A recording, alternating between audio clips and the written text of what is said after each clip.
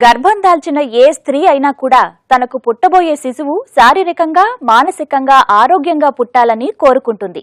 ఎటువంటి అవయవ లోపాలు రాకూడదని మొక్కుకుంటుంది. కానీ ఇది సాధ్యం కావడం ఆమె మీదనే ఆధారపడి ఉంటుంది. ఆయా స్త్రీలలో వివిధ రకాల వైటమిన్ కొరత వల్ల ఎన్నో రకాల ఆరోగ్య సమస్యలు పుట్టబోయే శిశువుకి వచ్చే ప్రమాదం ఉంది. అందుకే పోషకాహారంతోనే ఆరోగ్యమైన గర్భం అలాగే ఆరోగ్యమైన బేబీ సాధ్యపడుతుంది. ఈ క్రమంలో ఇతర పోషకాలతో పాటు శిశువులో మెదడు లోపాలను అరికట్టగల ఫోలిక్ యాసిడ్ అంటే బి విటమిన్ అత్యవసరంగా తీసుకోవాల్సి ఉంటుంది. మొదటి 3 నెలలు అంటే మొదటి ట్రైమిస్టర్లో ఫోలిక్ యాసిడ్ అదనంగా వేసుకోమని వైద్యులు సూచిస్తూ ఉంటారు. అసలు ఫోలిక్ యాసిడ్ అంటే ఏంటి అని ముందుగా చూస్తే ఇది ప్రెగ్నెన్సీ సంజీవని అని చెప్పొచ్చు. విటమిన్ B9 అని కూడా అంటారు. సాధారణంగా మనం బి కాంప్లెక్స్ గా చెప్పుకునే విటమిన్ బిలో పలు రకాలుంటాయి. అందులో ఒకటి ఫోలేట్ లేదా B9. ప్రెగ్నెన్సీ ఖరారైన తర్వాత మాత్రమే కాదు, ప్రెగ్నెన్సీకి కనీసం 1 నెల ముందు నుంచే 400 మైక్రోగ్రామ్స్ ఫోలిక్ యాసిడ్ టాబ్లెట్స్ ని రోజూ తీసుకోవడం వల్ల కడుపులో ఏర్పడబోయే పిండం లేదా అప్పటికే కడుపుతో ఉంటే రూపుదాల్చుకోబోయే పిండం ఆరోగ్యానికి బంగారు పునాది వేసినట్టే. ముఖ్యంగా పుట్టబోయే శిశువులు ఎలాంటి లోపాలు లేకుండా పుట్టేందుకు ఫోలిక్ యాసిడ్ సాయపడుతుంది. సాధారణంగా మొదటి 3 నెలల్లోనే శిశువు రూపుదిద్దుకుంటాడు.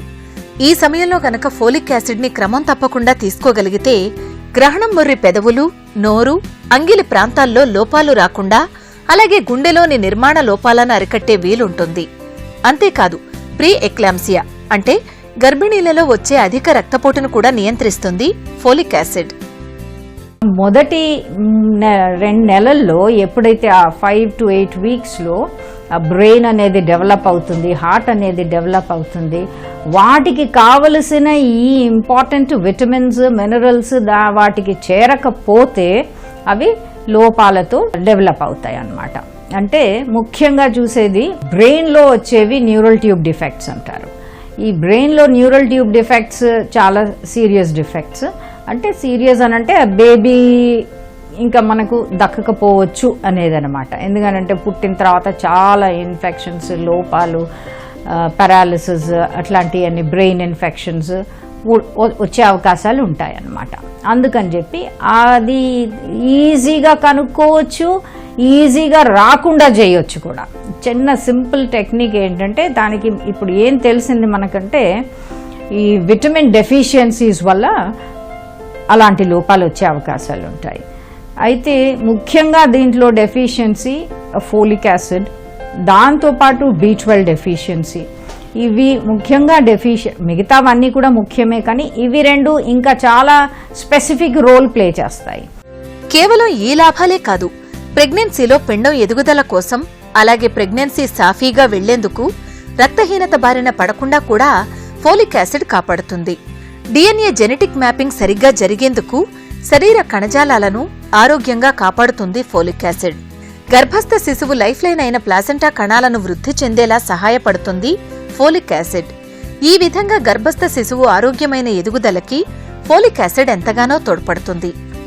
అయితే ఇవి ఎప్పుడు వాడాలి? బ్రెయిన్ డెవలప్ కాక ముందే ఇవి డెఫిషియన్సీ కరెక్ట్ చేయాలి. ఒకవేళ డెఫిషియన్సీ ఉన్నాక ఆ బ్రెయిన్ అలా తయారైపోతుంది అంటే స్పైనా బైఫిడా డిఫెక్ట్స్ కానీ న్యూరల్ ట్యూబ్ డిఫెక్ట్స్ కానీ వచ్చేస్తాయి. వచ్చిన తర్వాత మనం ఇంకా అప్పుడు ఫోలిక్ యాసిడ్ ఇస్తే ఏమీ లాభం ఉండదు. అందుకని చెప్పి ప్రెగ్నెన్సీ వచ్చే ఒక 2-3 నెలల ముందు నుండే ట్రై చేస్తూ ఈ విటమిన్ సప్లిమెంట్స్ అనేది తీసుకోవాలి. ఎందుకనంటే ఎప్పుడు ప్రెగ్నెన్సీ వస్తుందో ఎలా తెలుస్తుంది? అది ఎవరు ఖచ్చితంగా చెప్పలేరు.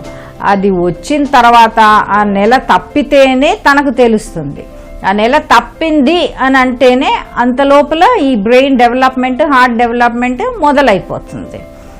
ఆ మొదలైన తర్వాత తెలిసాక ఇంకో 2 వారాలకి అప్పుడు మొదలు పెడితే ఈ జరిగిందేదో జరిగిపోయింది, దాని తర్వాత తీసుకుంటే పెద్ద ఉపయోగం ఏమీ ఉండకపోవచ్చు.